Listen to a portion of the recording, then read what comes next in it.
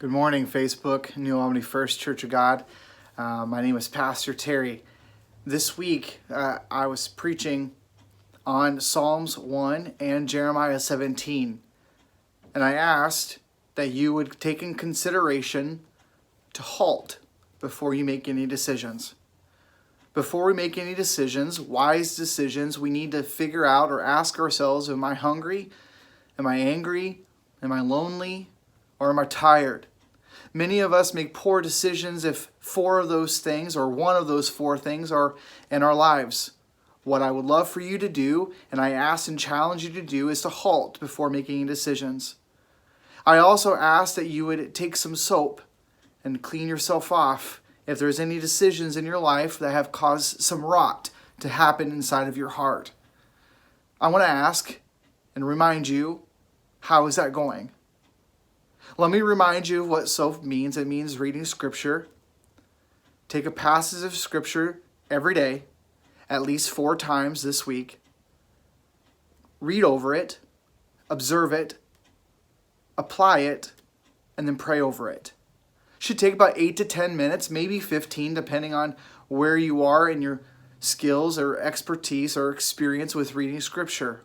Shouldn't take long. It's not much to do. You literally can read a passage of Scripture. I used the example in my sermon this week of the woman at the well.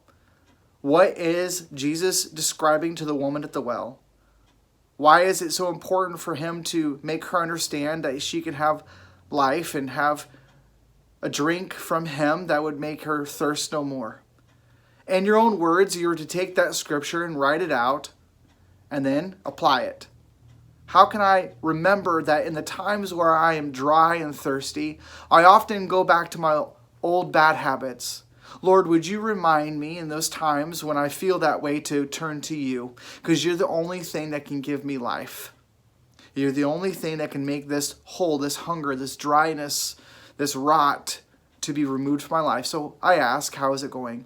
I just want to remind you, just if you wouldn't mind, reading Psalms 1. Blessed is the man who does not walk in the counsel of the wicked, or stand in the way of sinners, or sit in the seat of mockers. But his delight is in the law of the Lord, and on his law he meditates day and night.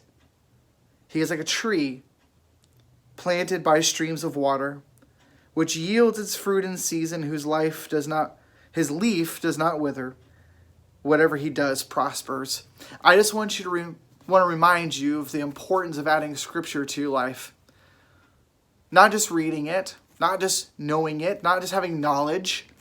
I know a lot of people who have head knowledge of Scripture and their life doesn't seem to be a tree planted near water. No, the difference is someone who knows how to read it, observe it, apply it, and pray over it.